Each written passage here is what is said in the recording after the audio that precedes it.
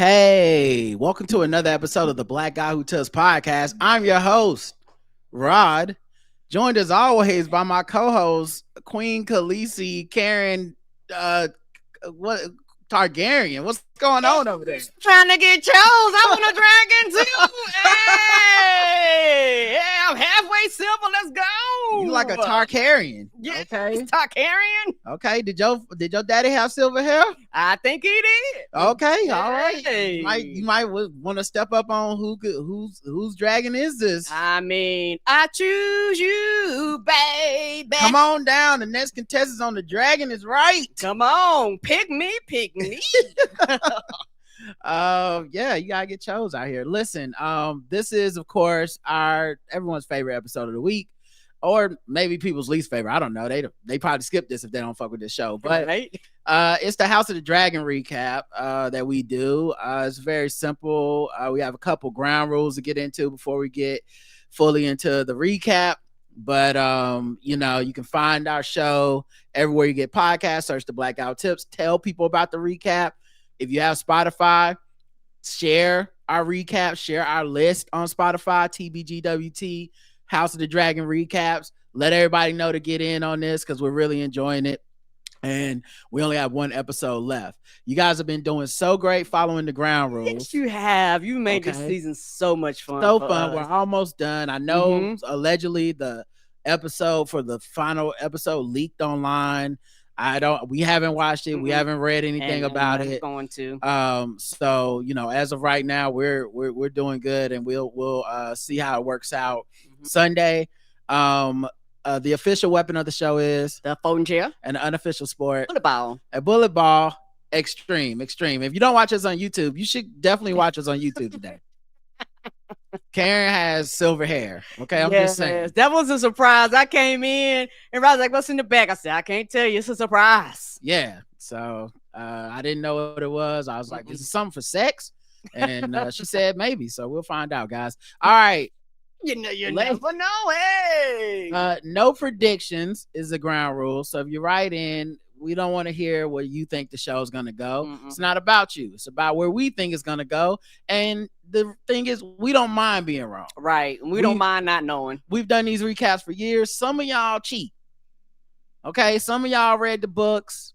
Some of y'all know what's happening. You saw the leaked footage or whatever. You go down them you rabbit follow holes. the casting news. We don't follow any of this shit. No, we know. So we don't want that. Okay, it makes it more fun if we don't know shit, and we don't mind looking dumb, being like, "Damn, thought we knew, we didn't know." I love when the show tricks me, and I love when I'm right. So it works both ways. Yes, it does. Keep your feedback short. I don't want to read no essay. I'm gonna be real. The audience, they too nice to tell you this. They don't want to hear that shit either. All right, I start reading that shit on the feedback show. Next thing you know, I'm looking in the chat. It's people like, "Who the fuck cares about this shit?" I'm trying to save you. We're trying to save you. Okay. Some of y'all think it's about you. It's not about you. No, it's not. I hope y'all do know it's a live studio audience, when we do feedback show. Don't write in before the recaps. You're here to respond to us. The feedback's to us. If you want to write in before the recaps, write HBO and Game of Thrones. They might want to hear what you got to say. They ain't got nothing to do with us.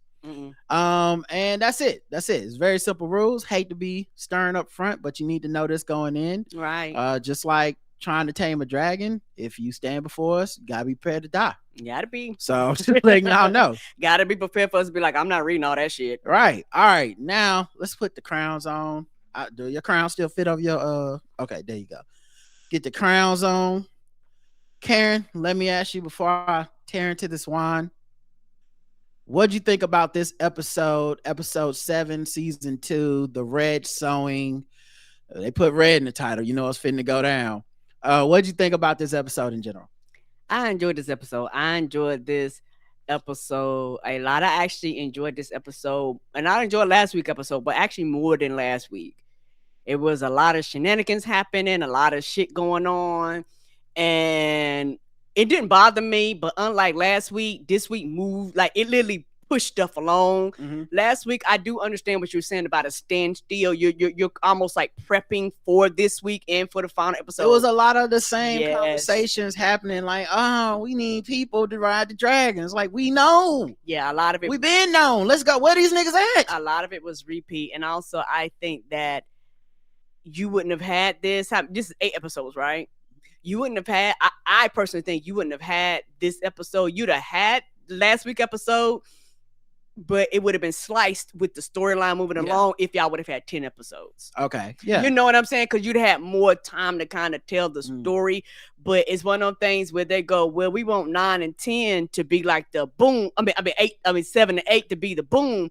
So because of that, we kind of slow things down to kind of prepare for that. It always goes down on the penultimate episode. Yes. So I am excited. This episode was very good. I had a ball. I enjoyed this episode so much. I enjoyed this more than the last week, which was, it's always good, but I just feel like, the baseline for some of this stuff is just like, it gets into the minutia and just the repeating and stuff, and I don't care about that. Mm-hmm. But Dragons was dragoning, man. That's what I came for. Dragons was dragoning on people, and some of the film choices, the directorial choices in this film, in this episode, I literally just watched one of my favorite films of all time again, Aliens. The other day, it was on one of the, like HBO 37. The first Aliens. Aliens, not Alien, but Aliens, the one with Sigourney Weaver. And, you know what? Marines. I'm not gonna lie, that right there, I think is one of my personal favorites too. Yeah, and I can't wait to see the new Alien movie tomorrow. But I watched that last night, and then I rewatched the episode of House of the Dragon today, and the stuff at the end with Ulf directly ripped from Aliens in the best in the homage in the best of ways with a fucking dragon. Oh my god. Oh, I'm so horny for dragons. All right, guys. Let's get into it. I broke it down by different locations. I honestly thought this would be a short recap and it wouldn't take long to write because there's so much action, and action is like, to me, the easiest part of doing this podcast. But there was a lot of talking in it. When there's a lot of action, I can just be like, hey, go watch the fucking show. I really can't do this justice. Right. A big ass dragon, 837 people. You got to go see it, right? But I was wrong. When I started doing the recap, it was long. Yeah, it was 9 pages. Talking. Like, even though it was action in there too, there was a lot of like back and forth conversation, then action back and forth. And so that's the thing that, like you say, you actually trying to be sure you get all that. All right. Let's go. I broke it into locations. The first one is short. We only was on here for like a minute. We went to the Vale. Now the Vale is where Rhaena and the little kids of Rhaenyra are. The 2 boys. Their Lady Jane, Aaron is watching over them in that castle that has the moon door where they when they like sentence you to death, they just throw you down. They just open the door into the infinite void of the moon door. You just die and shit splat. Well, they're leaving. They're going on a cruise to Pentos on the Gay Abandon. Yes, which is where her family's from. Right. Like I kind of want to see them pull up on the Gay Abandon. Me too. Just to see what the fuck I bet you that trip gonna be lit. Yeah, I just feel like when they pull up on the Gay Abandon, it's just gonna be like a bunch of shirtless dudes. Yes, it is. Hop on in. We going to Pentos. Let's go, girl. But I don't think that's what's gonna happen. Where the strobe lights come from? We ain't even got a ceiling in this joint. Right. They just there. Sound like a fun time. Right. But I don't think that's gonna happen. Anyway, so Rhaena is walking out with her siblings. Now this is filmed weird, and this is very TV. Everything in this scene is like 100% convenient TV. Like, we don't have enough time to tell a different story. Right. So we just gonna give y'all the basics. And like the procession with the guards and the people carrying the babies and the dragon eggs and the dragons and shit is like, for some reason, like 50 yards ahead of her. And ain't nobody looking for her ass. And she's all the way in the back. I mean, y'all supposed to get all 3 of them there, right? I mean, they like, oh, okay, we got the kids, let's roll. Like, the same people watching her must be the same people that watch Judy from Family Matters. Come on. Like, this is how black girls disappear. Yes, and so she looks like worried or disturbed or something, because I think Rhaena knows that dragon is out there with no rider. Her whole life she just wants to be on a fucking dragon so she can fight in the war. Right. And so she has this look of like worry or something. And the second that Lady Jane closes the gate, and Lady Jane, I don't know what her problem is. She just looked like she got a problem. She looked like she got an attitude. She looked like a Karen. Yes. Mhm. It really should be Lady Jane Karen instead of Aaron. Matter of fact, that's her new name. Lady Jane Karen. What the fuck is that woman's problem? She's had a problem with Rhaena. Now look, I understand. She's upset. She wanted a big ass dragon. Rhaenyra sent her little dragons, her kids, and Rhaena. Yeah, she was like, "It's a dragon out." He's like, "Bitch, that dragon wild. Can't nobody control that." So Right. I literally don't got no dragon. But I mean, damn, you could be nice. It's not Rhaena's fault. I mean, you can at least watch it to the front door, at least till they get out of your sight. Right. She the kind of person that drive off before the person get in the house. Child, somebody knocked them upside the head and left them out there for dead. Right. So Rhaena turns away after Lady Jane walks away and no one's watching her, and no one in the front of the procession is watching her. Rhaena runs over to another area where the dragon ate some livestock. Don't nobody know what she missed, but they're gonna get to the boat. They're gonna be like, 1, 2. Ain't we supposed to have another one? Right. Wasn't there supposed to be a darky with us? I don't understand. Where they nanny at? So she walks over to where the dragon is eating some more livestock. She sits down by the charred bones. Then she gets up and walks off in a direction that I guess is heading towards the dragon. Mm-hmm. This motherfucking girl is trying to catch a dragon. Yes, child. She was like, "Bitch, you should have never told me, or I should have never found out it was dragon. I don't give a fuck. I'm getting the goddamn dragon." Can't help herself. The boys gonna show up the Pintos all by themselves. Right. All right. So that's it for the veil. We, like I told you, we was there real quick. Harrenhal. Right. So we at Harrenhal, you know, Damon up in there. Yeah, he is. And he is chilling inside, sitting at a table, staring off at the table.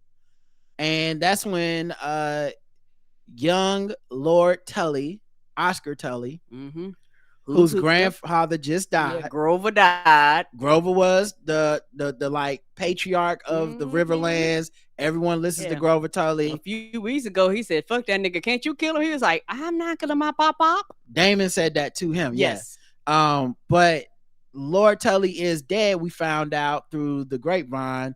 Alice went to go to take care of him, and then he died suddenly after she had promised Damon to just wait 3 days and everything be taken care of. Okay.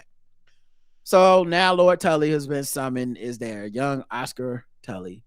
And he comes into the conference room, and Damon is chilling, and he's like, "I'm sorry about your granddad, but congrats on that promotion. But on a positive note, it's a big day for you. Glorious job. Well done." Oscar's like, "I didn't do shit. My granddaddy died.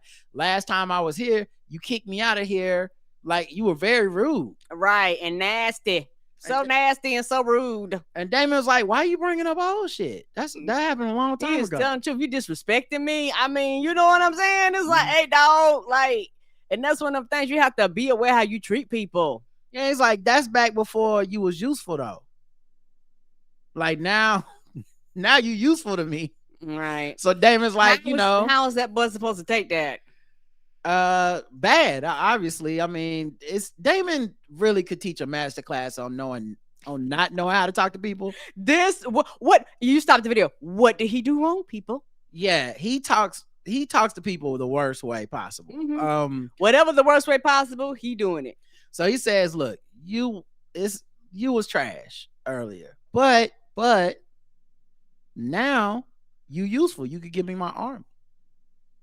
And Oscar is like, "Forgive me, my grace. I'm new to this war shit, as you so kindly pointed out. But it does seem like you a pretty messy bitch that lives for drama." Yes, to his face. And it sounds like you fucked everything up.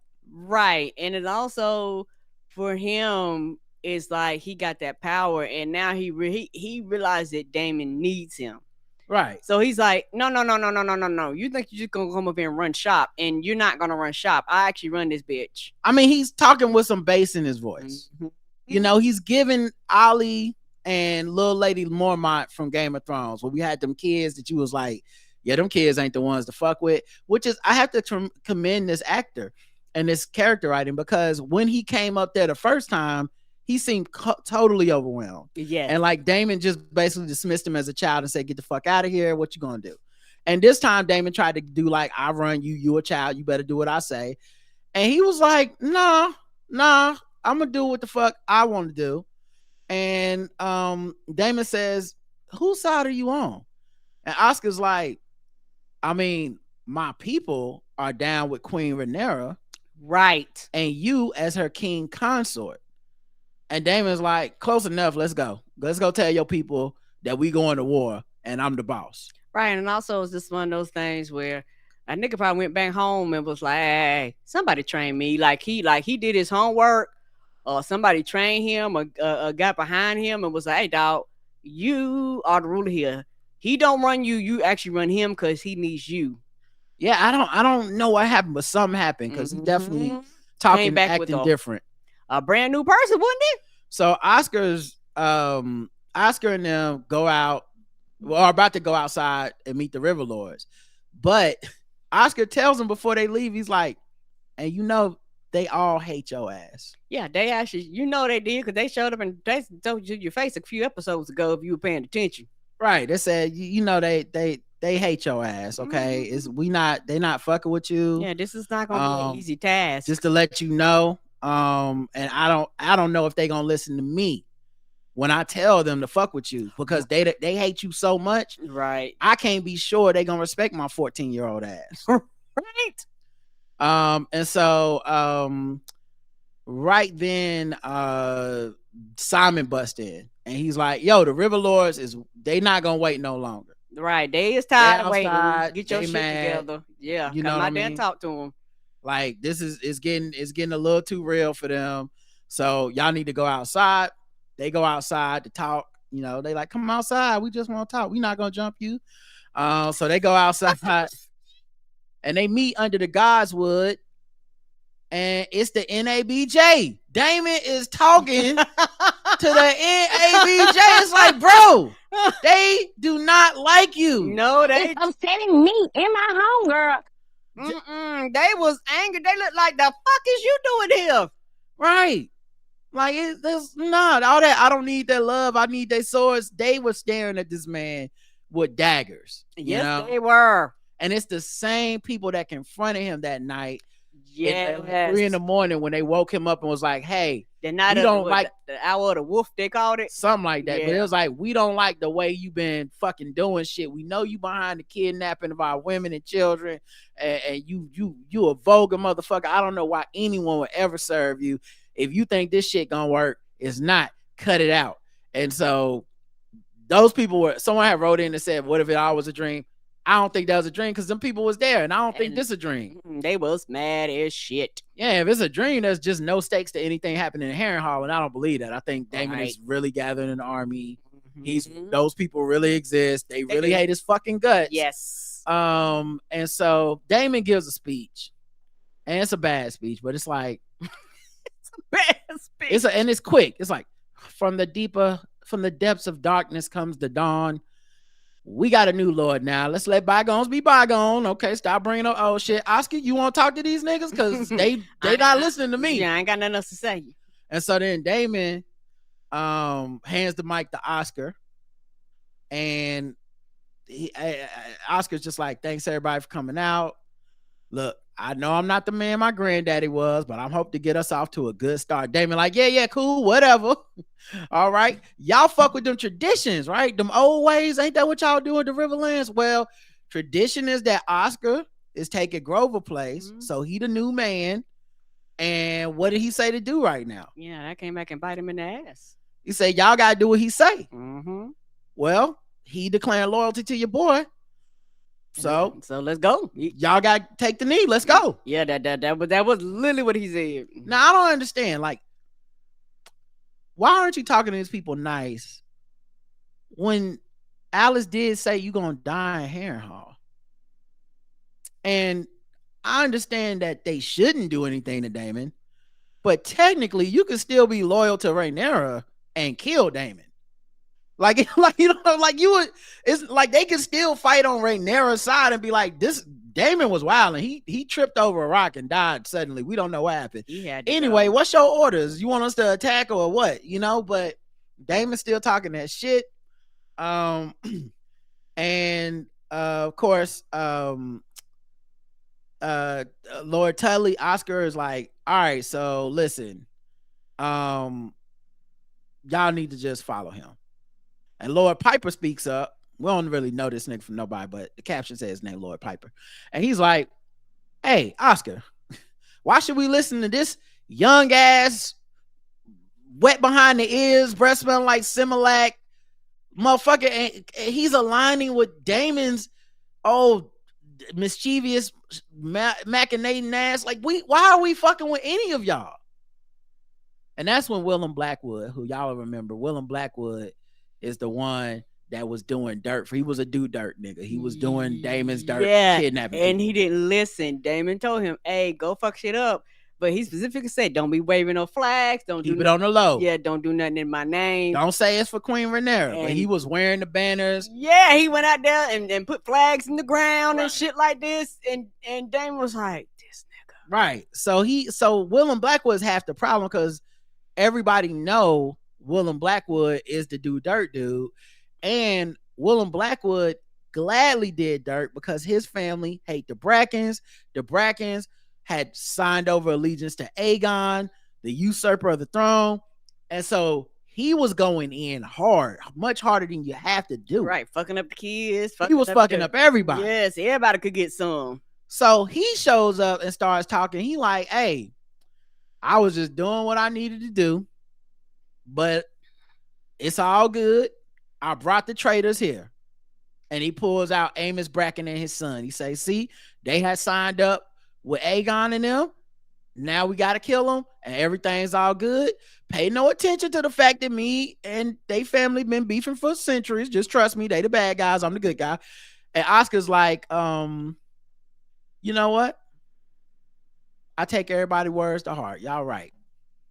I might be young and I hate Damon's guts too. And he's trifling. And they were saying this shit to this nigga's face. Damon's sitting there the whole time right in front of my salad. Yes. Y'all gonna just talk about me like this? Right. Like Damon was like, I'm gonna make my mama proud. You guys are not doing anything with your life. You may not see it, but I'm trying to accomplish something. And you guys are preventing me from that. All y'all haters, like, I'm trying to accomplish my dreams. If you don't like me, just block me. I didn't do anything to you. and And the thing is, he been talking to him crazy. He act like they less than. Like, why would they willingly serve you? And when you have people that's underneath you that don't serve you, then this could turn on you anytime. They could plot your death. Like, it's not good to have people angry underneath you and following you out of because the second you're not beneficial to them, they're going, the fuck am I here for? I have no loyalty to you. Also, he's been tripping balls the whole time he's been there. He don't know what's real and what's not. No, he does not. Like, who plays like that? Why would you ever play games like that when you can't even tell reality from dreams and you just out there like, yeah, whatever. I'll talk to you niggas how I want to.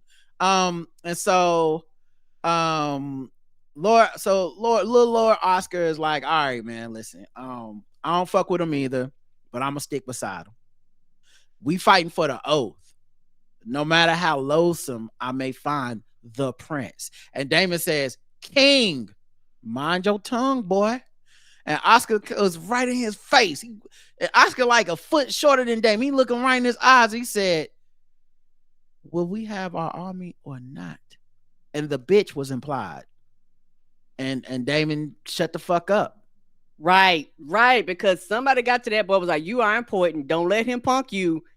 And he was like, that is your name. Like, I don't know. Traditions is, this is your name. Traditions ain't calling you some bullshit that you made up because you want to usurp the rules. It's basically like, if you want your army, shut the fuck up. Let me do my thing. Let me do it the way I'm going to do it. Right. I can't really be looking like no bitch in front of my folks, dog. I just took the mantle. I'm the only thing unifying the Riverlands. You got me out here looking like a fucking stooge. Then no one's going to respect me and they won't get the fucking army. And also, put some motherfucking respect on my name. Right. So he turns around. Oscar's like, I am in the end a riverman, and the word of my house stands, even if certain people are unworthy of it. Shade. And then That Damon has some bars, didn't he? Amazing bars. And then Damon says, your Lord Oscar is bold, but he is perhaps not wrong. I might have went a little too hard, and that's on me. A little too hard, nigga. My fault with the kidnapping and you know the fucking up the people, the barbarities and all that shit. That's on your boy. Okay, I'll take that. I'll carry that L. I got a little excited. All right, I was just trying to get the war going. But don't let that stop you from supporting him. That's your river lord. That's who y'all. So really, it's not even about me. He want to go to war, so y'all just need to do it. And then this river lord woman, who I don't think they ever say her name, but she was like, yeah. What about the old ways? Because justice got to be done. And Willem Blackwood, who just tortured and fucked everyone up, he starts speaking up like, hey, justice was done. The Brackens, who bent the knee to Aegon, we done brought them to heel. Now let's forget about the kidnappings, the murders, and the tortures. that don't count. We can all bend the knee together to Oscar. Matter of fact, I'll go first. And he bent down and he put his sword up like, your grace, Oscar, I submit to the shit. I'm with you now. Everything is cool.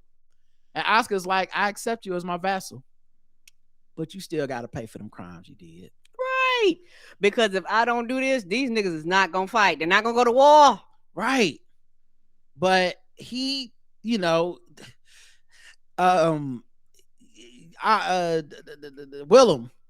like, it's not my fault. Damon made me do it. You told me to do it. Who told you to do it? The demons. Damon told me to do that shit. So technically, if Damon is the big boss and he told me to fuck them people up, you can't put it on me. And they look like, dog, we know that. And that's the problem. Oscar says, be that as it may, you ain't have to put your back into it. Come on, you ain't have to go 100. You ain't have to go that hard. You know you wanted to fuck them Brackens up. That was, yes, you wanted to the whole time, and this was your excuse. Don't try to act like, Damon told me to do it. Nigga, you was doing extra overtime. You was doing unpaid overtime torture. Unpaid overtime. You know you could have clocked out. You could have, if you would just put in 9 to 5 torture, we've been good. We would have understood. Like, damn, he don't want to, but he got to. You was out here working weekends. Come on, holidays, time and a half. And so they said, yeah, we gotta fuck you up, man. You did it because you wanted to. Yes. And Lord Piper's like, word, he did. And Oscar said, seize him. And then Willem is like, don't you fucking do this. And I thought this was fine line. This line made me laugh. Cause he said that like he was in 2024 America. He was like, don't fucking do this. Like it was. I said, this is not the old English. No. Well, who put this in the script? Yeah. That motherfucker broke character. Like they had a real sword. Like, don't fucking do what y'all doing. What y'all doing? I do not approve of this message. She did everything but look at the cameraman. Like, hey, y'all ain't gonna stop him. This is supposed to be a TV show. This ain't for the kids. And so he tells Damon, Willem, like, Damon, be for real. Stop playing. Tell everybody, let me go. You was the one that told me to do this. And Oscar hops up before Damon can say shit. He said, well, if Damon is actually really sorry, like he said he was, about all the malfeasance in his name, and he want to show contrition, right, he'll cut your head off his motherfucking self. Right, because they was like, we already knew that he told you this, but since you're going to come out and confirm that he told you this, what we going to do is I'm not going to do the justice. None of my people are going to do the justice. He's the one because this is what he told you to do. Now, Damon has a moment, maybe 4 seconds. It's not a long moment, but the camera zooms in on his face and you hear like this swelling music that sounds like screams and bird cries. But before that, when they was going back and forth and they was like, Grover was like, justice need to be served. The little Oscar, yes, Oscar said that was like, just gonna be served. And I forgot the little old man behind Dame was like, oh my. Simon. He bust out a oh my. I was like, he did. He's like, I was like, oh, he must know this is getting ready to go terribly wrong. Simon been Lee Trevino this whole time. He was like, oh my. And I'll keep like that person wrote in to think Simon was like manipulating Damon and he's really should be. I'm telling you, Simon he just there. Right. Simon is a middle manager. He didn't want none of these problems. Yes. He was fine eating fucking raw duck. Yeah, sitting in the rain. Sitting in a moldy ass castle. He didn't want no war problems. Right. He ain't machinating on Damon. Damon showed up unannounced. He like, come on, man. This supposed to be a Harrenhal easy gig. Nobody want this shit. Right. You making me have to do fucking work. You trying to flip this castle now? It's on the market. I'm doing renovations. This is too much. You gonna bring these motherfuckers in from outside to stay in my house? Like, come on now. Yeah, and also the something else when they showed them first coming in. They actually, none of them stayed in the castle. They all camped like outside the River Lords castle. Stay outside. They was like, we're not staying in that creepy ass castle. Right. Yeah, exactly. I don't even know that it's like the castle isn't ready for them to stay in as much as it's just like they know the rumors that the castle drive you crazy. Why the fuck would we sleep in there? Right. We're going to be on the outskirts. So we hear the wind blow through the haunted trees in the background, zoom in on Damon's face. And I got to give it to Damon. Okay. I got to give this man his credit. I know everybody been like, he's so weak this year. When I tell you this man thought about that shit for 5 seconds and then immediately went to, all right, time to cut off his head. I want my army. You ain't, but like they said, ain't no monkey gonna stop no show. Yeah. So he was like, oh, I guess you got to die then. He said, what would I rather do? Sleep more nights in this motherfucking castle or get the fucking fighting out in this battlefield? Get out in the battlefield. Let's go. And Willem looked up and said, I did as you asked, your grace. I've been faithful. And he looked at him, I guess, the same way Seth Rogen looked at James Franco on that phone before he sent his ass to motherfucking voicemail. To the void. You been canceled, Willem. Okay? It was basically like how Trump sent his homeboys to jail. Where he just be like, hey, stop picking up phone calls, stop answering texts. Yeah, hey, I'm sorry. Your name pop up. It was like, do not answer this nigga. Right. That'd be your name in the phone. Rudy Giuliani got disbarred. Oh, that's too bad. That's too bad. But then after he cuts through, you okay? Yeah, I still after he cuts through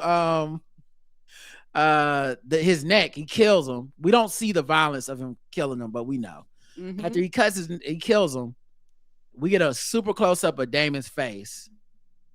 And then the next thing you know, he's walking in the halls again, and it's dream time. Yes, it is.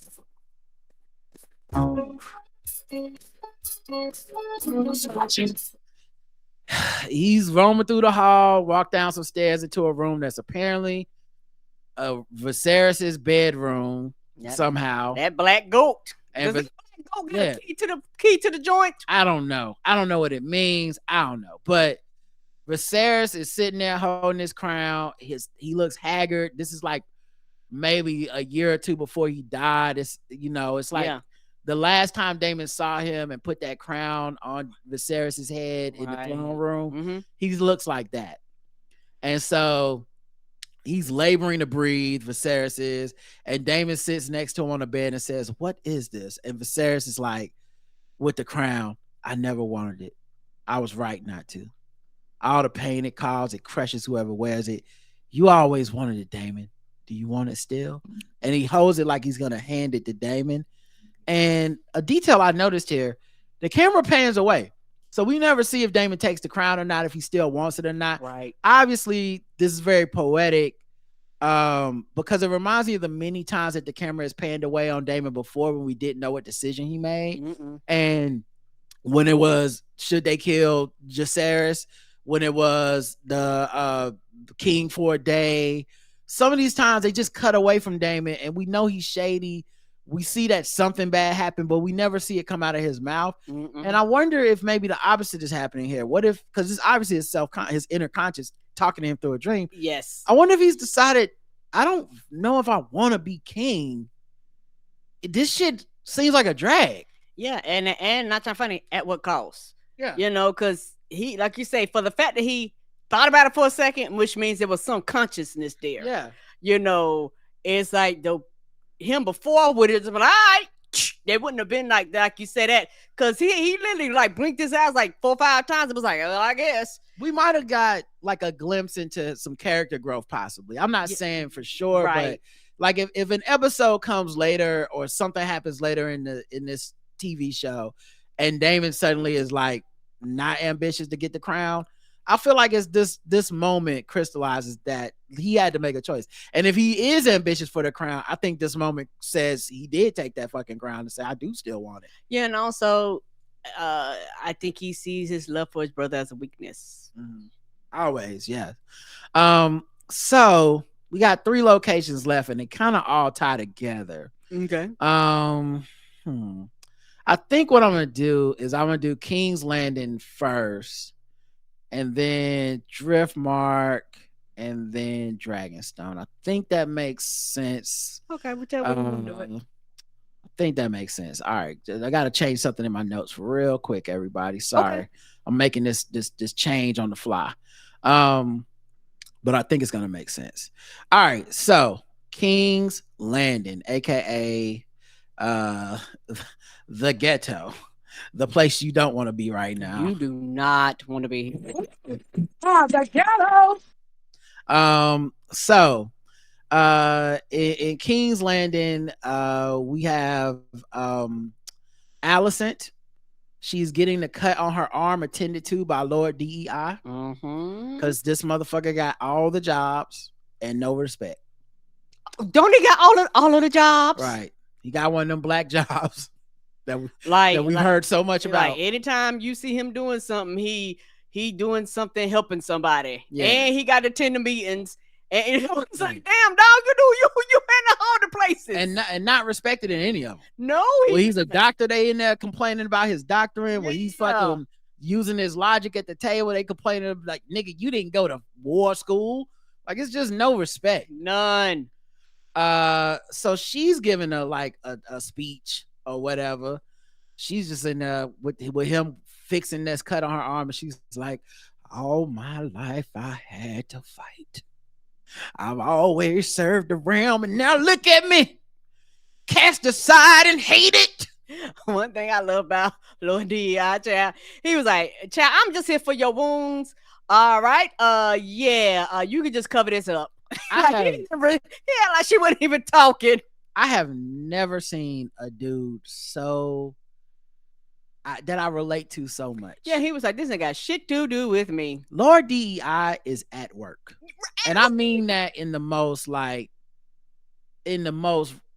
straight up black way possible. I'm just at work, dog. I just want to do my job. I'm not machinating on no thrones. I'm not trying to come up. I don't want to be like the hand to the this or the fucking master of the whispers. I just do my job. I'm not trying to get rich. Right. I just would like to clock out sometimes and just I just want to check every second Friday. Right. And I'm good. That's all I want. If the direct deposit hit, I'm good. Oh, what? You got something that's not my business? Cool. Oh, you want to kill him? That sounds crazy to me. What's my opinion? I don't have an opinion. Right. I agree with what you want to do. Whatever the fuck that is, person talking to me in this moment. So Lord DEI is like, you'll have a scar, but it's easily hidden. And she looks up and sees a rat eating food on the table in her room. And she says, nothing is clean here. The rat catchers are gone. Yeah. Shouldn't have killed the rat catchers. Like, what the fuck? The rat, and y'all didn't replace them bitches either. Yeah, y'all ain't got no mouse traps. Y'all ain't got no cats. Right. Y'all can't. Y'all gotta get some times to go with all them Jerry's. So then she goes outside to the guy guarding the door. His name is Sir Ricard, and she tells him, I need to go out to the Kingswood. And he said, all right, cool. Let me go get the entourage and the protection. You're right. Said, no. Make a big ass announcement. No, right? Just me and you. And he looked like, oh, Lord, not just me and you. I need a witness. He looked like, can I be chaperoned? Right. So he's like, all right. So we cut to the courtyard. Ironrod and Longfoot Laris are overlooking the courtyard. And apparently the Kingsguard that we saw, like the homeboys, the Secret Service, of Aegon, his friends. They don't pay attention and don't know how to do the job. These motherfuckers was basically getting exiled. They're being sent to the wall because they started that riot last week when they cut out homeboy arm. Yes, because the other guards had enough sense to be like, we're outnumbered. Why would we fuck these people up? And if I'm not mistaken, it was 2 of them. So one of them was one of them. It's 3 of them. It was 3 of them. And, 2 of them that were being sent to the wall. Yes. And one of them actually, didn't he die last episode? I think one of them must have got killed. He was probably the one that got stabbed to death. Them people was like, oh, fuck you. And they just fucked him up. Now, the thing that's interesting on this, there's a couple things I find interesting about this. One, I didn't realize the wall did pickups this far south. I thought that was like a north thing. I didn't know you could just send anybody to the wall from anywhere. I didn't either. 2, Aemon made this decision, and that works on a couple of levels. The first being, of course, those guys were pieces of shit, and they were not qualified for the job. He does not tolerate lick spittles, as he said many times. He don't like nepotism in that way, I guess, if you're not qualified. And then the other part is his sister and his mom were put in danger by these guys. Yes. Even if Aemon's not the kindest, most loving guy, I think it does matter to him that they were put in danger. And so in his punishment, he did not jump to killing them, which is something that I feel Aegon would have done. Yes. Or like Aegon would have like lashed out in a way that was very emotional. And it felt like Aemon was like, no, people don't need to see me being cruel right now. So send them to the wall. They'll live in exile, but it's not the worst thing. Right. They'll still live, and also it's one of those things that they're not qualified. They don't need to be here. And and I don't blame him. You started a fucking riot because his brother would have been like, oh, fuck them. Y'all still my homeboys. It's like, nah, dog, you can't have these people here. If they're not protecting them, they're not protecting us. If only we had this sort of accountability with our own police. That's it. So then hold on. I guess message and hello. Come on, hello. But anyway, so Iron Rod is talking to Laris, and he's like, "Yo, you the master of secrets, the master of whispers. I heard a secret. You might get into this. So would you like to know my whispers? Now, obviously, some time has passed, but Seasmoke got a rider. Now I don't know who he is. I don't know what he looked like. I heard from a cousin of a friend of a third cousin of a second act. Yeah, and so Laris is like, so you want to bring the secret to Aemon yourself to try to work in good with him. Iron Rod like, no, I think maybe you could tell him since you the master of secrets, and that's your job, basically. You pass it on, right? And because he got the information, as you said, like fourth hand, I think Laris, on a couple of levels, they're like, who could it be? Do you think it's Rhaena? She never bonded with a dragon. And Laris is like, no, she tried to bond with a dragon when she was 14 with Seasmoke. Seasmoke almost killed her. Right. So it can't be her. Who else could it be? We don't know. Where you hear the rumor? A squire, stable hand. A squire heard it from a stable hand who heard it from a fisherman's father whose shipmate said that he saw someone riding Seasmoke. And Laris is like, maybe we leave this fake news right where it is. Right, because the thing is, yes, I'm the person of the whispers, but my thing is I need confirmation on shit. Either I need to see it myself or I need a source that I know for sure. Like, I'm not bringing him no half-ass shit. Plus, he already don't like me and don't want my ass to be here. I'm not bringing him some shit and I'm motherfucking wrong off of some hearsay. And like at this point, this is credible as like something on Lipstick Alley, where it's like it could be true. Yeah, right. Don't mean it's not true. And it could not. But I can't. True. It's not gonna be verifiable for sure. Okay. And so we'll find out one day if it is true. I don't want to be wrong, but also, I wonder if he does believe it, and it's like fuck Aemon. I think it's the second. I think not so funny. I think he believes it. Like, why would I give him any extra leverage or anything positive. He don't fuck with me. He called me out in that meeting. Yes. He said he don't trust me. He wanted to go fetch Otto to be his head. So Fuck why that nigga. would I give him this information? Yeah. Because if this was his brother, I would have went and told his brother. Yeah. But I'm not gonna tell him because he has already specifically made it clear he don't want me here. So it made me wonder.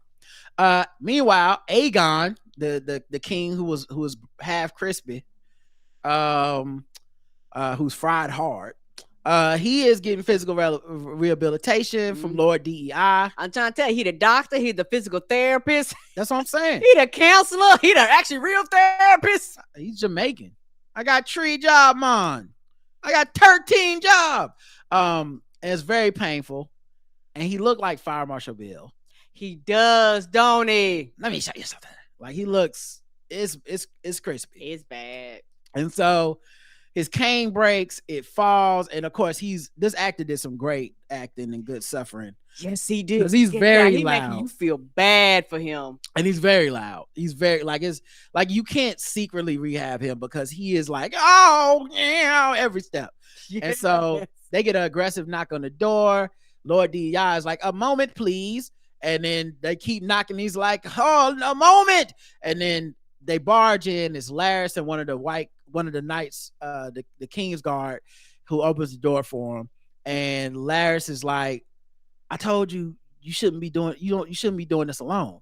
And Lord DEI is like, nigga, you told me to help him rehab in secret, and this motherfucker is fucked up. This is what we got to do. And Laris is like, let me at least help him back to the bed. Every step is painful. When Aegon is laying on the bed, it's like he seems like he's almost ready to pass out. Yes, it probably is taking all the strength out of him. Yeah, he's conscious, but he's like, all he can do is listen. He's not even saying shit. And Laris talks to the king, to Aegon. He says, your progress is impressive, but you gotta go harder. Your strength gonna come back, but you gotta learn how to walk again now that you fucked up. You're gonna walk different, and it's gonna come to you. And then he turned to Lord DEI. He said, you got to be more cautious, bro. It's like, I'm gonna tell the guards to give you more of a warning when somebody coming, but like, basically, I don't want you, my guess is, I don't want you to get busted helping Aegon get back into tip-top shape, or at least good enough shape to rule, because that's not what his brother wants. Aemon might fucking kill this man. Yes, and fuck you up too, trying to do your job. Right. So he's like, because he done already looked at him as like, his recovery gonna take long, right? Right. Ain't it gonna take a long time? Right. Exactly. So it's not, you don't want to make that move of getting busted. And so Lord DEI was like, Aegon need time to rest. He is fucked up. He need to like go to bed right now. Right. And Laris is like, get his ass back up in a few hours and get him to walking. It's gonna be a long time before he might rest again. And not just funny, I think that nigga's right. If he want to take control back, he's 100% right. But also though, how much of this is about Laris? Yes. Like, how much of this is like, is it really looking out for Aegon, or is it Laris looking out for Laris? Because he has 0 avenues to power without Aegon coming back to the throne. Because he's the only one that wants him there. Nobody else wants him there. Right. So we cut out to the woods. Apparently, Allison been chilling in his woods for a minute. Child, she was out here like Alice in Wonderland. I was like, am I on a drug trip? What is happening, ma'am? She came back on her horse. Sir Rickard was cleaning out the guts for something for lunch. She walks into a tent. She like, well, I'm going to bed. And he's like, when we going back to the city? Right. Like, don't you think somebody gonna start asking for you? She's like, they don't give, basically in her mind, they don't actually give a fuck. Nobody's monitoring. Nobody even cares if I'm there or not, basically. She's pouting. Yes, she is in her own way. So because she's no longer involved in the machinations of the throne. She is now pouting, going, oh my God, I can't believe they won't listen to me. My one son don't like me. The other son hates me. And I'm just so fucking tired of this bullshit. I'm going to bed. And she said she's not even sure she will return to the city, which did make me scared. Right. Not only that, he looking like, I didn't sign up for this, dog. Like, I can't be out here and something fucking happen to you, then I'm dead. Right. Exactly. So then this happens in Dragonstone. This happens a little bit in Dragonstone, a little bit in King's Landing, but I'm just gonna go through this part. So Mysaria gives Adam of Hole a message to send to a woman in King's Landing. He gives the message to some fishermen. They go into King's Landing. The fishermen give a message to Elinda, who must have been the woman. Elinda is the handmaiden of Rhaenyra, who, who infiltrated King's Landing. She was the one who was like, can you let me in? They was like, ain't nobody trying to go in. Everybody trying to get out. She's like, let me in. So Elinda basically runs the shade room for King's Landing right now. And Mysaria sends her the She the owner of the page. Right. And so administrator. Elinda starts telling all the handmaidens that we basically trying to find everybody who is a bastard, who got silver hair or whatever. You think you got some Targaryen blood. We need y'all to get on. We need y'all to get on some ships. We got some boats, some bastard boats coming. We're gonna ship everybody out. Y'all going to Dragonstone, and y'all might be able to claim a dragon. And so we go into the tavern, and it's the same tavern that Aegon came in when Ulf the White was in there, and he was like, I'm a Targaryen too, and fuck Aegon. Rhaenyra, the real queen. He was loud till he walked in. Right. And we also saw Ulf last week getting highly upset with the throne because the ladies of the evening were in there being like, I was out, I heard down at the King Castle they be having nothing but racks of lamb. Right. My girls was there last week. Right. Like it's everything. They spending money, they tipping. And so they tipping. He was like, so he really has no love for the crown, and he's told everyone this story of how he's a secret Targaryen. Okay, that's important because the brother who must have invented the edge up, he there, the one that got his haircut. He got his haircut in 2024. I don't know if he invented the time machine. I don't know either. But that edge up is tight, ain't it? It's tight. Okay, there's no way he did that shit with some sharp rocks or a sword. No. So Ulf is sitting at the table with him. Brother comes in super excited. Mm-hmm. He like, yo, have y'all seen what's going down in the shade room? Because they saying Targaryen bastards need to go to Dragonstone. You could claim a dragon, win the dragon lotto. They got a boat coming. They got boats coming. Yeah, hop on the boat. Nigga, you said your whole life you one of them. Right? You been bragging to us. Ulf is like, you bullshitting. And brother man's like, nah, fam, it's for real. You need to go get you a dragon, okay? The queen's own handmaiden is up in here telling folks you could get a dragon. Yeah, he looked like, but you know what? My neck, my back, I would make the trip, but I don't think I'm cut for it. Yeah, Ulf is like, my injuries. Well, Ulf first starts off with, I don't know if it's even true that I'm a bastard. Right. Which is like, nigga, that's what you've been telling us. And I love that brother man got mad at him. Because he was like, nigga, we've been buying you drinks for years because we thought you was a secret Targaryen. Now that it's time to put up a shut up, you've been lying to us. And he was getting loud too, which tells you something about the tenor of King's Landing and how rebellious the people are feeling. Real loud. This wasn't no quiet whispered conversation like the first time they had this conversation. Right. They was like, what the fuck? Everybody, y'all hear this bullshit? Right. And so they've been buying you drinks and shit. You've been wasting these good people money buying you drinks. Right. And so Ulf is like, oh, come on, man. And they's like, nah. And then the other dude at the table started ganging up with him. He was like, yeah, when the people find out you full of shit, they gonna be mad as hell. You ain't never gonna be able to show your face around here no more. Mm-mm. And he goes, I guess, all right. There's like, you won't get a dragon. They like, dragon or whatever. And so he's like, all right, I'm gonna do it. And they like, yeah, get him around. And everyone in the bar started training off the Dragon Lord. Like, it's like, if anything, this scene points out the tenor to the environment of King's Landing, where these motherfuckers ain't. The last time they ate, Rhaenyra sent them food on a boat. That's probably literally is the last time they ate. Right. So these motherfuckers is on. They like, man, fuck Aegon, fuck them as a record label, a crew, everything. We about Queen Rhaenyra over here. Mm-hmm. So like you gotta go ahead and you gotta go. All right. We cut from him to Hugh Hammer, whose hair is also whitish. He in his home talking to his wife, Kat. Now, this is like a kind of serious This is like some good time shit. It was like Ain't kind it of a though? serious. Ain't we lucky we got him? Yeah, like this is like some sad shit kind of. It really was. Like we cut from that bar where they was partying to Hugh Hammer in his house with his wife, and he's like, "I have to go. I can't ignore it." And she's like, "What? No, you go hang out with my brother if you need to go somewhere." He's like, "No, I gotta go to Dragonstone." And he said, "I never knew my daddy, but my mama was a hoe, and she had silver hair, and she was able to go out and be free because of that." Well, he said she had more freedom than other hoes, but he said, "I never told you about it because I was ashamed." But she used to say that I was the same as her brother's boys, Viserys and Daemon, meaning like he they cousin. So his sister of like, you know, they daddy.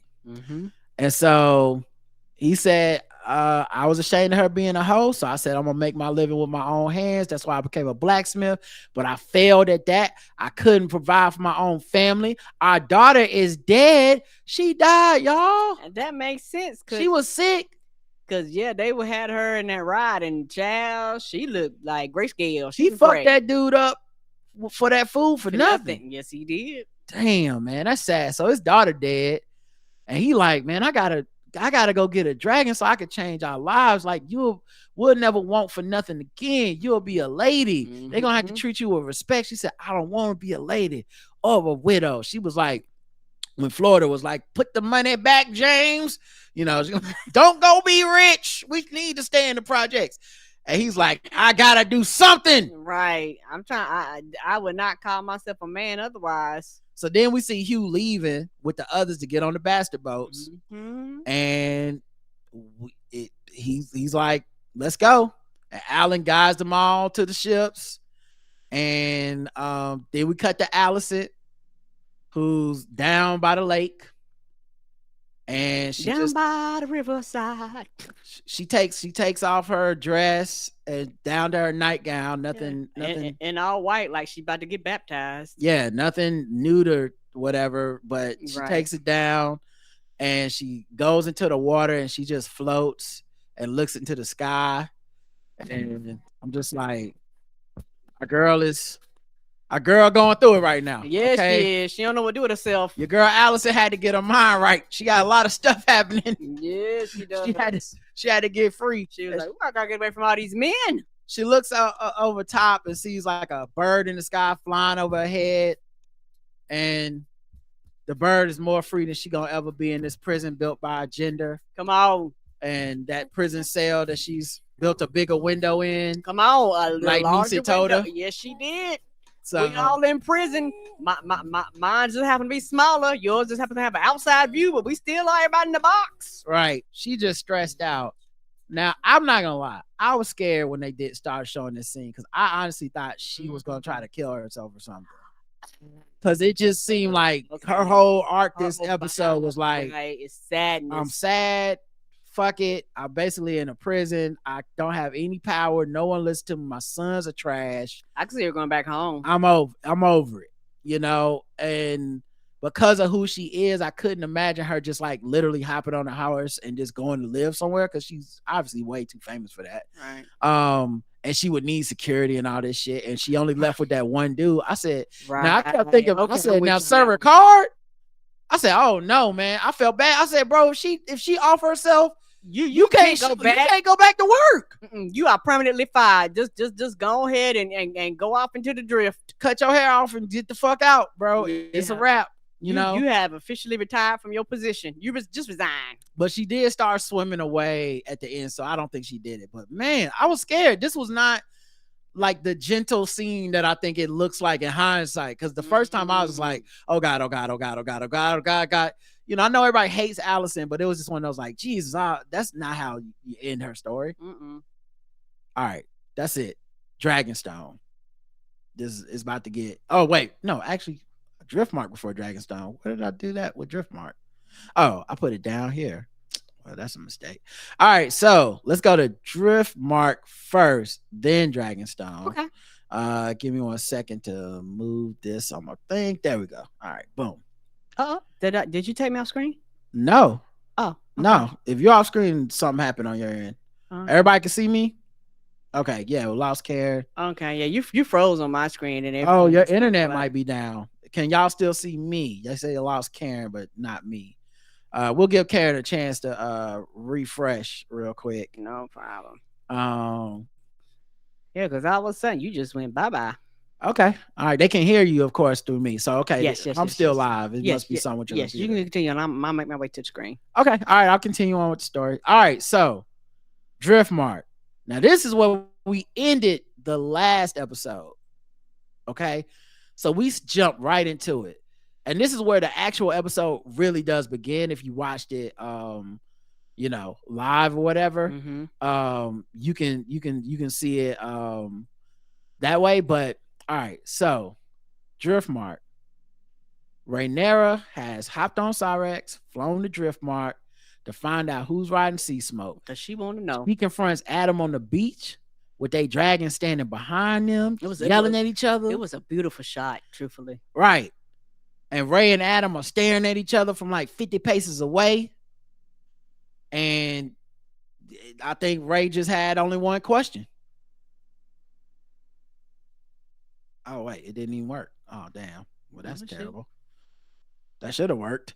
All right, well, that sound effect didn't work. Okay, I must have press it again. It was Django Unchained. It was, who's that nigga up on that nag? But it didn't work for some reason.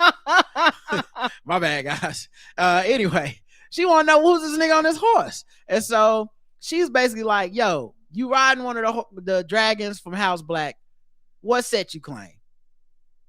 And he like, look, the dragon chose me. You know the rules of the game. Right. Okay. You ain't nothing but a race table for dragons. Now he's like, the dragon chose me. I didn't have no designs on it. And she said, what you want? He said, I just want to learn the ways of the dragon riders and how to serve my queen. Right. Because he already know who she is. She just don't know who he is. And he kneels before her on one knee. Because Adam been waiting his whole life to be somebody, to go from an NPC to a party member. Come on, NPC to a group member. That's all he want to do is just join the party. And so he gets down on one knee and he's 100% just like, hey, whatever you're doing, I want in. Whatever we're trying to do, I am down to clown. I want to go from catching crabs to killing people. I'm down with some murder. Nothing about this sea salt. War, whatever. You just point me to some people. She shells for me. You want me to burn some people? I ain't had no training. I don't know how to drive this dragon. It don't matter. Okay, I can't even drive stick. I don't know. What a break that. Right. I'm still reading the dragon manual. But I'm down with killing people. So you just let a brother know what we doing, right? And so now Alan, if that would have been Alan, he would have told Seasmoke to keep walking. Just to be mad at his daddy. Yeah, he wouldn't even enjoy. He would have been on no team. So they get closer to each other. They dragons get closer and they growling. And she wonders like, why you kneel so suddenly for a man that just got elevated to, in status because you got a dragon. And he said, the dragon came to me. Okay, not me to the dragon. I sweat blood for the house Valerian. I may appear lowborn, but I know much and more service. And if the gods have called me to greater things, who am I to refuse them? Who am I? I'm down with the dragons. And Seasmoke might not have been his biological dragon, but that was Seasmoke with the dragon that stepped up. Yes, Seasmoke is. Okay, that's a real dragon. That's what you do. Well, you need to take care of somebody. You see somebody out here that need help. You step up. That's his step dragon. Okay. And she tells him to stand. And he stands and then she like, who your kin for? Who your mama is? Where your grandmama stay? And he's like, my mama was a shipwright. My daddy, he ain't know what the fuck that nigga. Nobody knows importance. He ain't nobody. Now she don't know that Corlys is his daddy. Right. And he does know, but he ain't telling. And she's like, yo, family, Targaryen? You got some Targaryen in your blood? And he said, my mama, we didn't keep no damn book. We don't keep no record books. Keep no lists. Okay. We ain't got no family tree. What is you talking about? Yeah, I'm just Adam of Hall. Yeah, we don't do family unions like y'all do. And apparently Adam of Hall is a city. I thought it was the name of the bastards who were born in the seafaring area, but apparently Hall is the city that he's from, or his mama was from. Okay. So she said, "You've done something I feared impossible, Adam of Hall, and I'm glad of it." And she finally smiles relieved. And then she asked, "You think you can fly this dragon to Dragonstone?" And he's like, "I can try. I will try to drive 5 miles. See how far we get." I mean, let's see what it do. Later in Driftmark, Corlys comes to Alan and he tells him, "I'm gonna need you to run some errands for me." And like with every scene between Corlys and Alan, it always gives me the vibe of this scene. Hey, Pop, can I ask you a question? How come you ain't never liked me? Like you? What law is there say I got to like you? No. All right then. Don't you eat every day?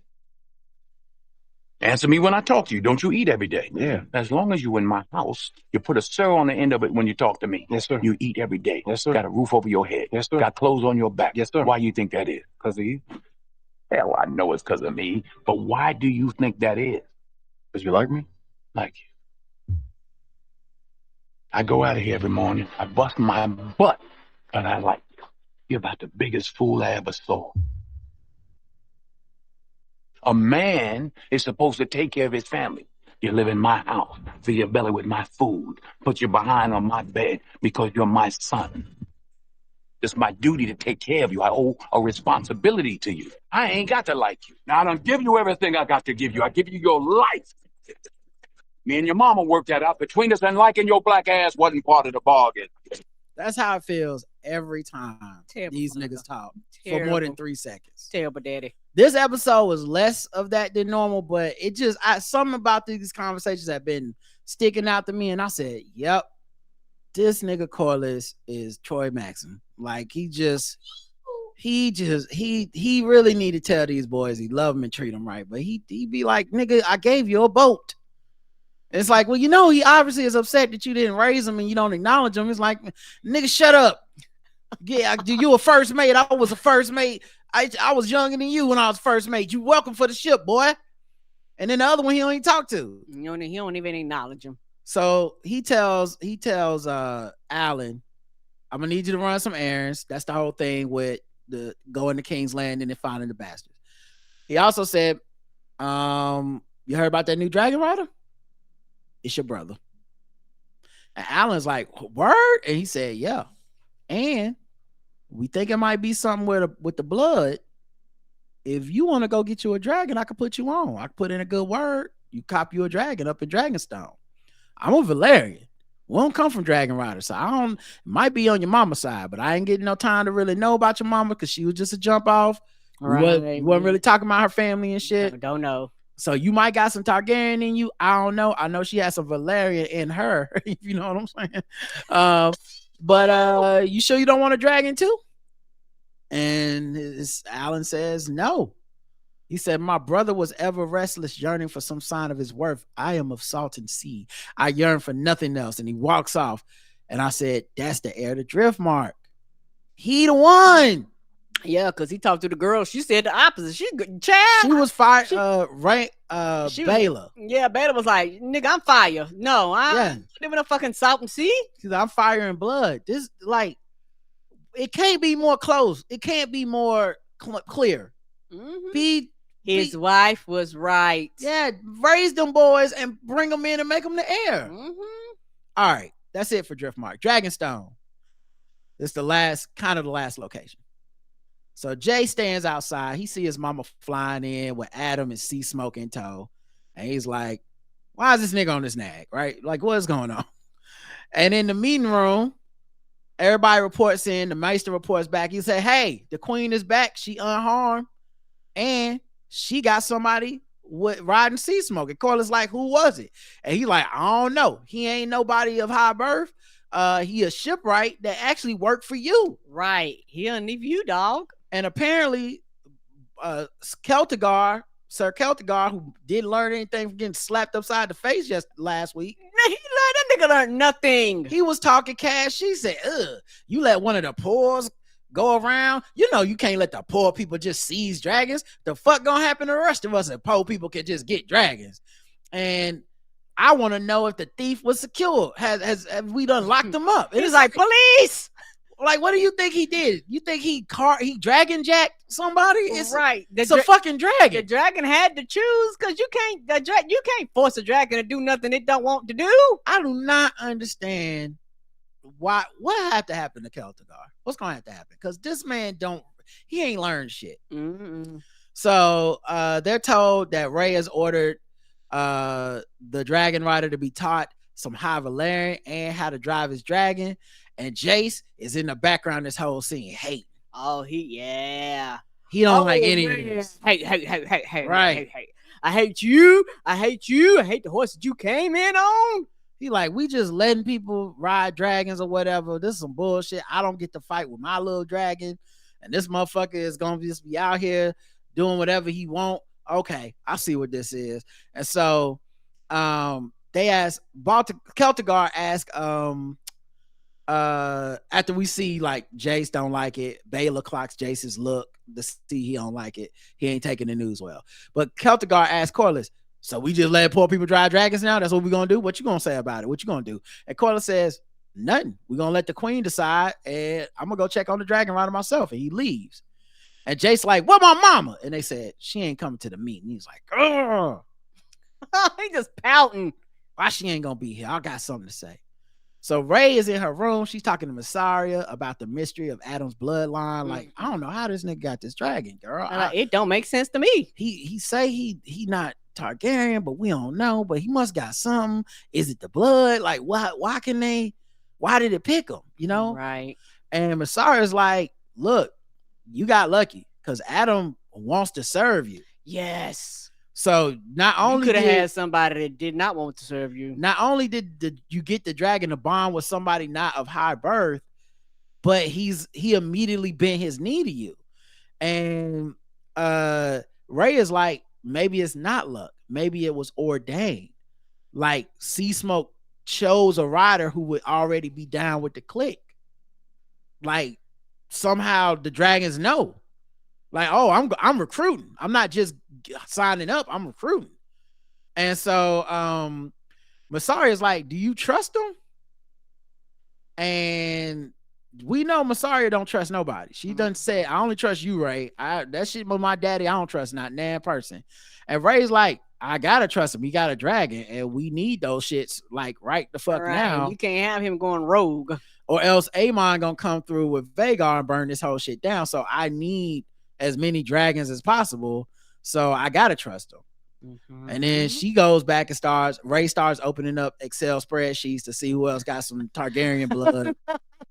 She's like, see, the problem is Sir Darkling, his blood was a little too, it was like his grandmama and great grandmama. We need to get some current people. And Mysaria lets out a chuckle. Like,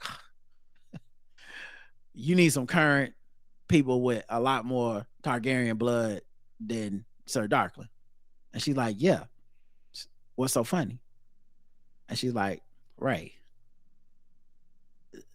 it's a whole bunch of motherfucking bastards out here. Because they be going to the whorehouses. The Targaryen boys been fucking these hoes and just coming in them indiscriminately.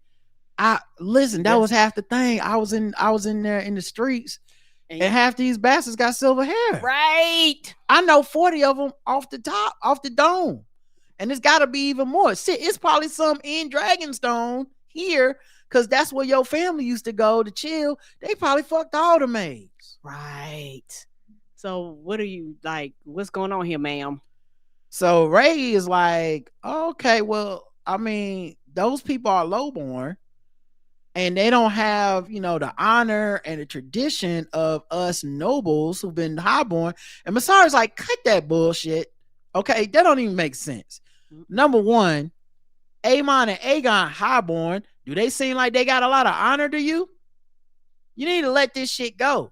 And that makes sense that Masaria would be the one to say that because she's the one that's like the street folk, the 99%, the small folk. Like this. Like y'all be trying to follow them rules and regulations. That shit don't matter. And a lot of times that's what get y'all niggas killed because y'all are trying to follow these rules and these laws when a lot of people just don't care. Basically, she was like, look, when these other niggas turn, they just turn. They don't be caring about no loyalty and shit. Right.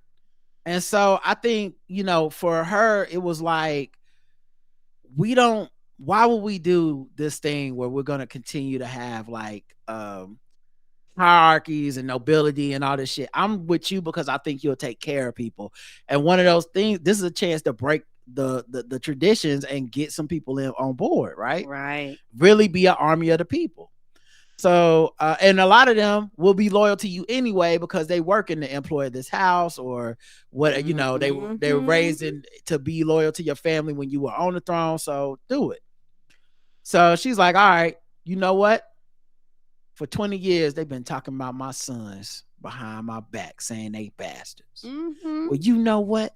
Let's get some bastards. I think it's bastard time, girl.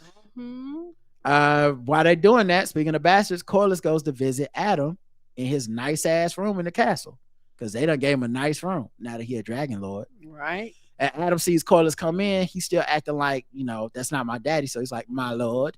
And Corlys is like, boy, you done came up there. Oh, I see you play. I see you. I see what you did. Nice over here. And then Adam is like, I was going to ask you, can I get some leave from my ship job so I could be a dragon lord? And he's like, boy, you could get some damn. Boy, what? I accept your resignation right now. What is we talking about here? Leave granted. Right. Leave right now. You did your big one. Okay. Well done. You did it. You hit the jackpot.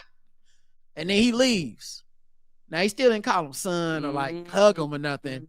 But he's a clout chaser. So of course now he proud of the boy. He got a dragon. Surprised Corlys didn't call him son for the first time.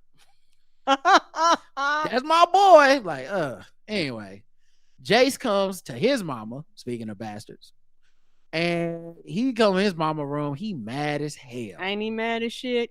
He like, so we just giving the poor's dragons now? I mean, he's talking cash. I was like, this coming out of your mouth? Did Masaria put you up to this? And Ray is like, you was cool with it. It was your idea when it was Sir Darkling. He said, yeah, but he had titles and a savings account and shit. These people are, and then Ray is like courageous, and he said mongrels with a hard R. Yes, come on, that hard ER. So she's like, think about what's at stake. He said, what's at stake is that we the House of the Dragon and I'm your heir. And if anyone could just cop a dragon, what do that say about me? Hey, thought about that? What if one of these little silver-haired motherfuckers that's riding dragons is like, actually, I think I'm the real king. Did the conqueror's dream foretell that? Did they? And she's like, why are you talking to me like this? Right. Did you tell the folks that, you bitch? Right. I'd have been like, you need to lose some of that bass out your voice, else we're gonna have problems. You did everything but call her by her first name. Right. But that is what the white kids do. We all know that. So then she says, what you want me to do? Lose the war? You want me to go fly with against Vhagar myself? And all us die? Like, I don't understand, son. You want to take your little Fisher Price, my first dragon ass out there and get ate up like your brother? Like your brother? The fuck is this, son? With these dragons, we could stop the war. I could take the throne. And he said, and when you die, what's going to happen then? She said, well, you my heir. He took a deep breath. And he said, did you think I would have dark hair? When you took Harwin Strong into your bed, did you not think I would favor him, or did it not cross your mind? And she said, just serious. And he said, I'm not a fool, mother. The proof is here for everyone to see. Everyone was acting cool with it because at least I had a dragon, but now everybody just gonna have a dragon. I'm mad I ain't inbred. Basically, mad I ain't got 12 toes. So then she goes over to comfort him, and she cries. She says, I don't like any of this. And he was like, then don't pursue it. Who are these niggas? I cried laughing. When Yeah, you know what I'm saying? like, we need to stay away from these niggas. And she said, "Nah, we gotta fuck with these niggas. I'm sorry. Right, This what God want me to do." right. And I understand the points of both, but her thing is like, hey, it's life and death.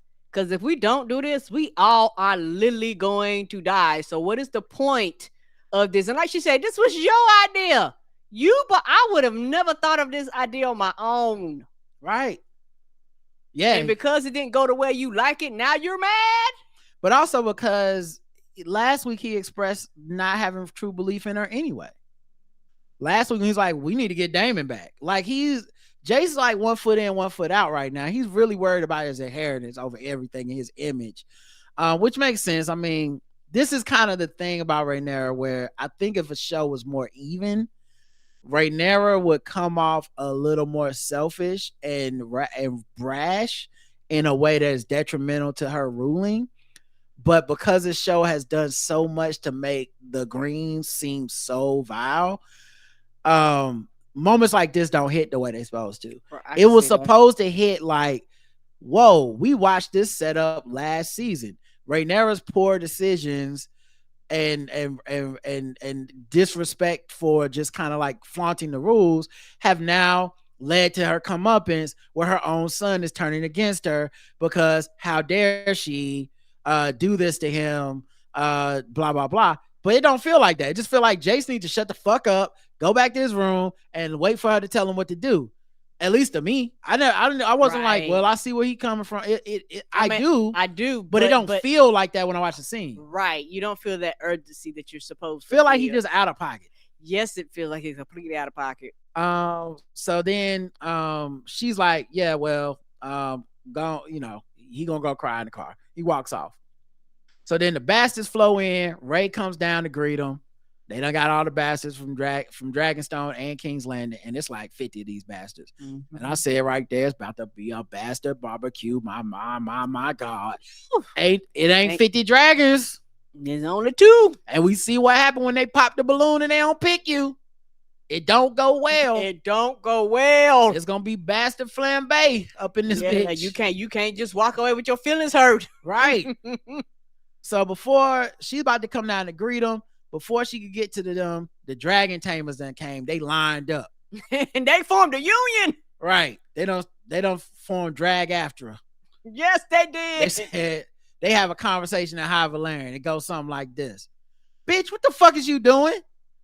You done already gave a dragon to some nigga we don't know that ain't highborn. Is you crazy?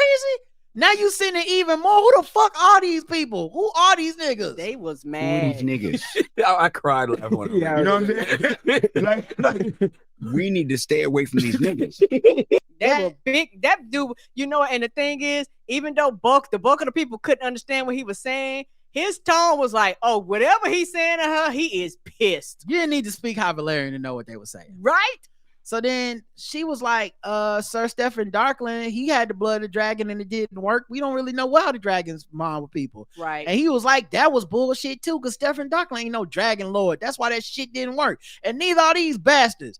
And she was like, the gods brought him before us. He's like, no, you brought him before yourself. The dragons are sacred. The last of the magic of the old Valeria in this trash ass world. And they not playthings for the games of men. We ain't participating in this. We out. Dragon trainers! And that's right. And they turned away. They got in the line and they turned away. Now I don't know if they left the building, but they sure left the site. They gonna be on site and they gonna just watch shit go down badly. They got picket signs outside. You know they do. Don't cross this line. And the signs is in High Valerian, so nobody really understands. Nobody really know why they mad. Nobody like, understands, but that except for the 8 people that can read it. Right.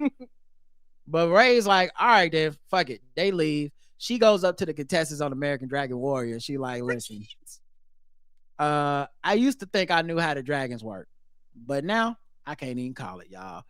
Maybe it's blood. Maybe it's if you worthy, like Thor's hell. I don't know. I don't know how this shit works. All of y'all left behind a life to come here and cop you a dragon. You probably won't be able to return to that life. I'm just going to tell you right now, if you want a dragon, y'all be willing to die. If you survive, you'll be transformed. you gonna Yeah. it's gonna be you a new person. I was like, most of y'all ain't gonna make it. But some of y'all might welcome the prospect of change or death rather than live in all this famine and war and all this bullshit. That's why we getting these dragons. We trying to end all the hardships for everybody. With these 2 dragons added to our number, the enemy will have no choice but to give way, and peace will be restored. The suffering will be ended without bloodshed, God willing. The dragon is named Vermithor. It's the biggest one in the world after Vhagar. It's probably the most fierce dragon. They call it the Bronze Fury. We finna go see him right now. May the gods bless you. May the odds ever be in your favor. She's like, I'm out here like Kamala Harris. I have a limited amount of time, and then I must step up to my position. So we ain't got time to fuck around, y'all. I don't have weeks and months of time to go look for the correct person. I got to get somebody within the next 10 days. The fuck is this? So now they got to go play Who Wants to Be a Dragonair, and they head down to the dragon runway. She calls up Vermithor and Valerian, like, Vermithor, come on up. It's time. Ain't no singing last time. It was singing. It was like a whole ass Dragon ritual. dude's not there. Now they just doing it for Dolo. Everyone looking around all nervous and shit. Vermithor climbs up, stares at her fiercely. She like, sit, Vermithor, sit. Be calm, serve.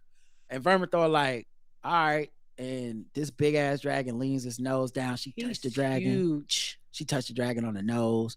And you could feel it through the TV, the motherfucking like bass. Yeah, and the breath from its nostrils. Yeah, it's just breathing. That's all. It's just breathing, y'all. It's not.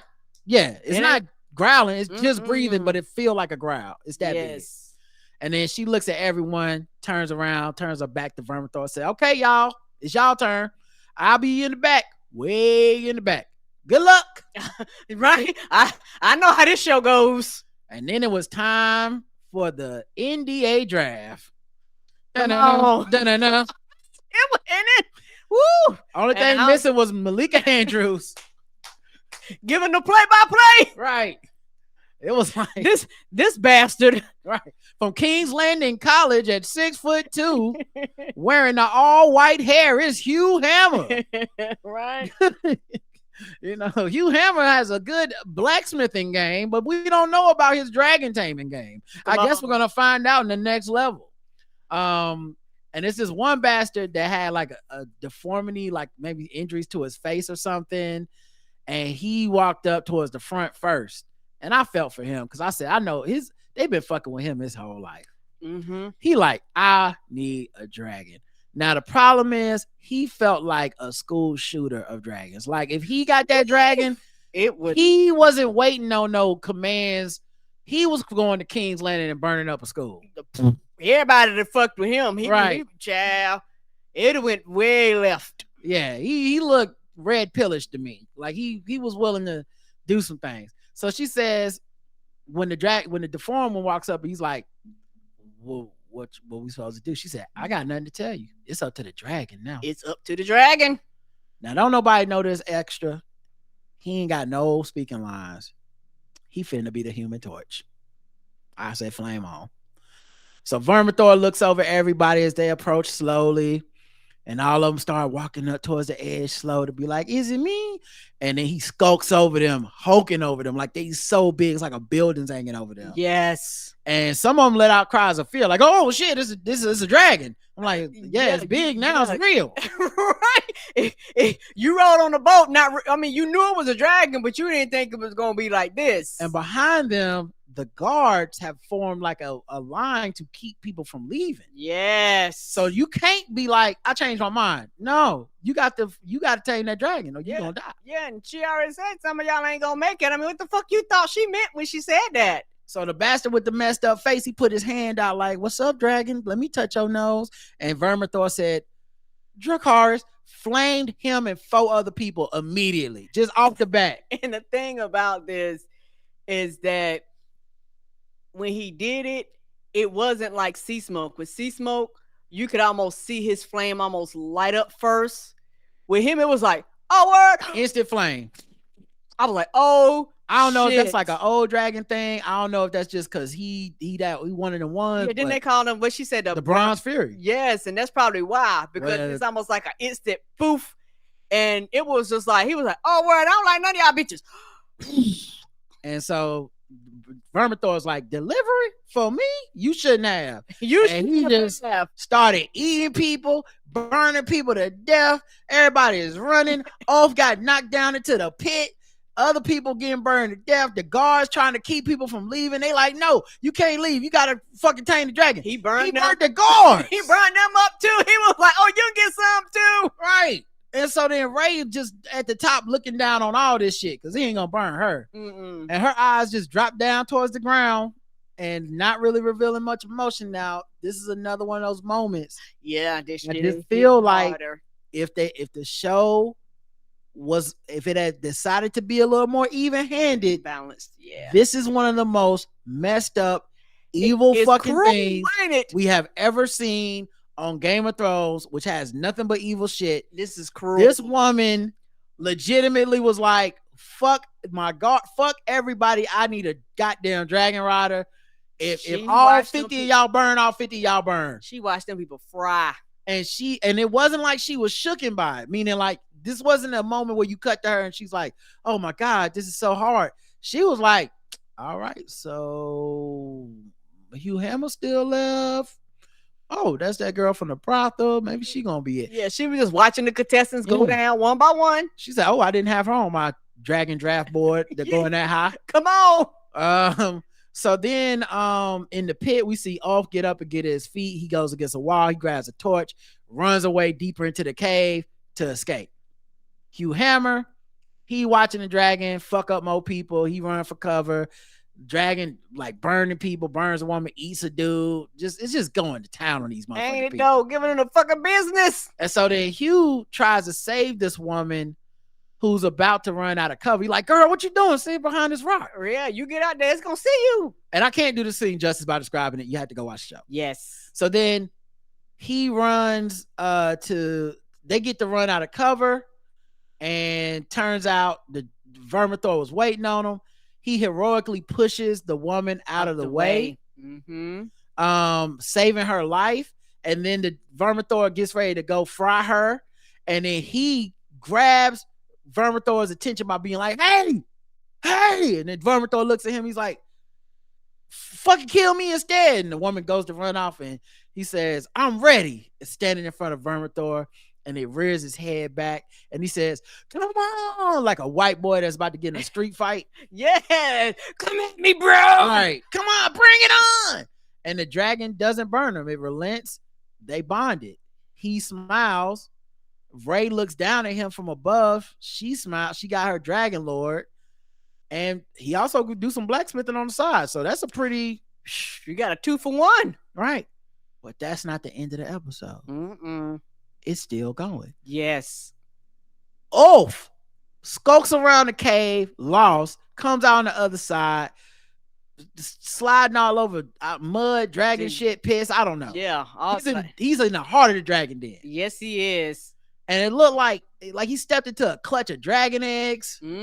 Like his foot fell into it. I said, oh Lord, shit. This nigga gonna die. That's what I said. I said, you stepped on the dragon eggs. You about to die. This is a scary movie. He's a dead man. Yeah, and the thing is, while he was moving, I was like, he is lost. I was like, he gonna fuck around and walk up on something because he just randomly, like he has no idea where he is. And this is why I mentioned Aliens at the beginning of this review.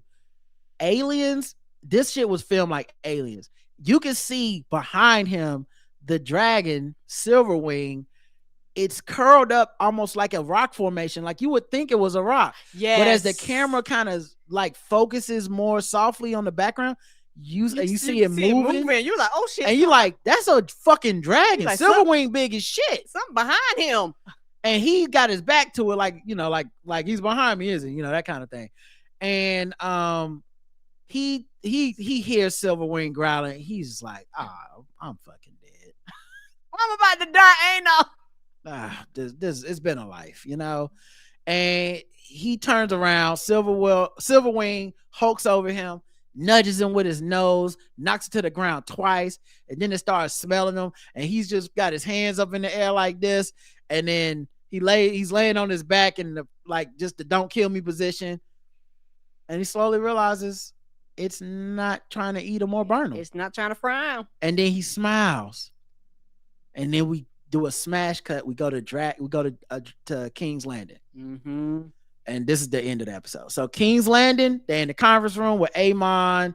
Yeah, they having like a PowerPoint presentation, and you know the dude who was talking to Laris was like, and yeah, as I was saying, it's a as I was, you know, as I was saying, it's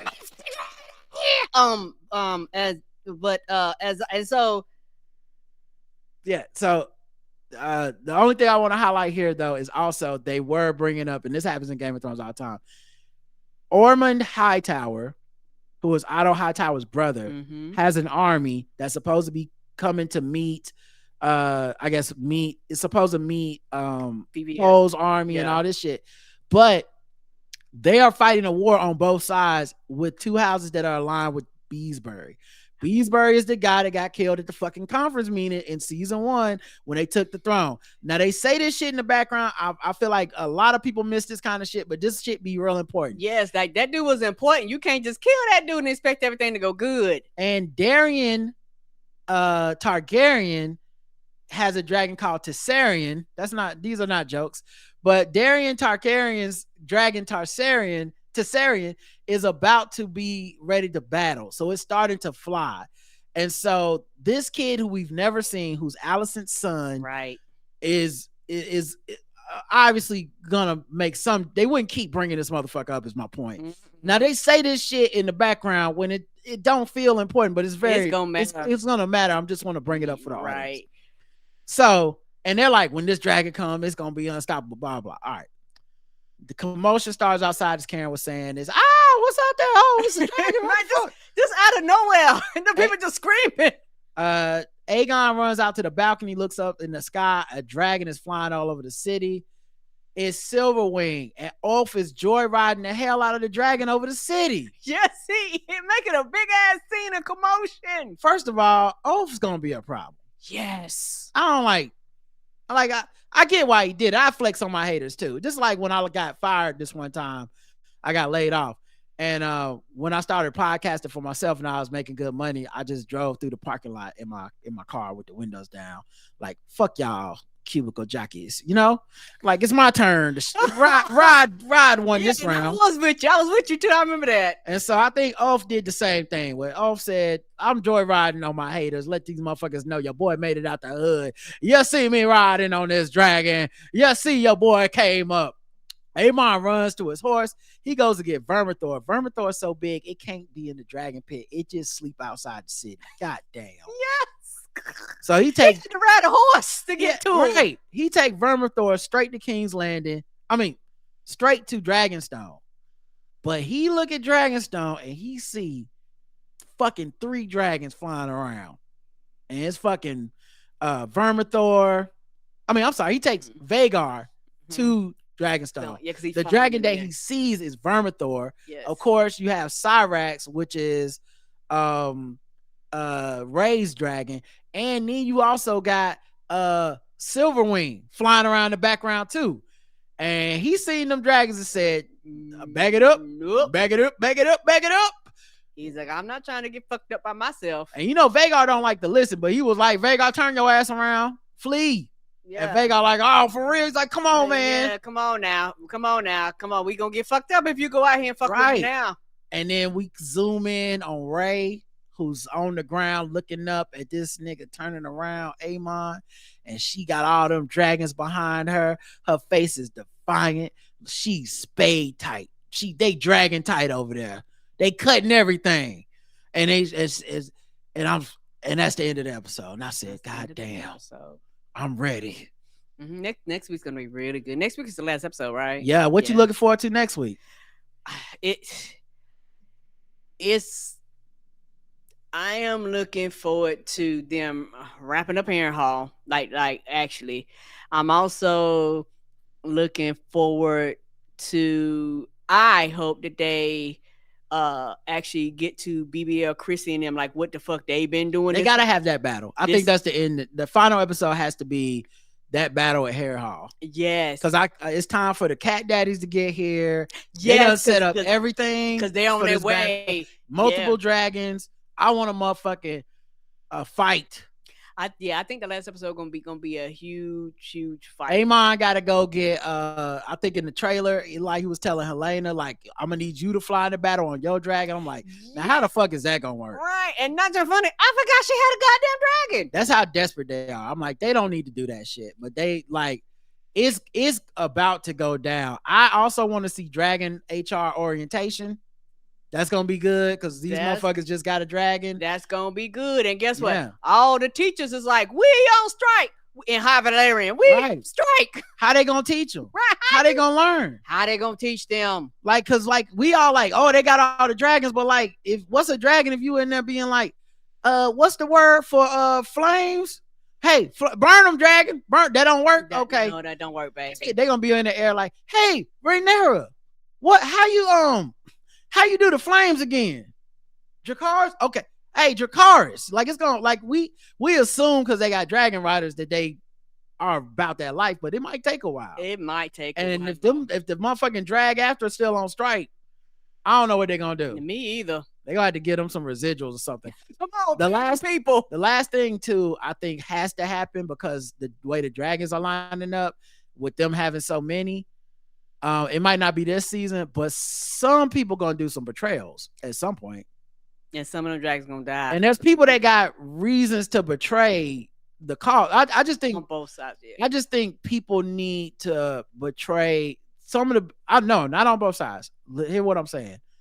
I think some of Ray's dragon riders, somebody's gonna betray her or something because she has too many fucking dragons. Right. The show's over. What's the point of another season? Next episode, burn everybody. You got all the fucking dragons. Fuck an army.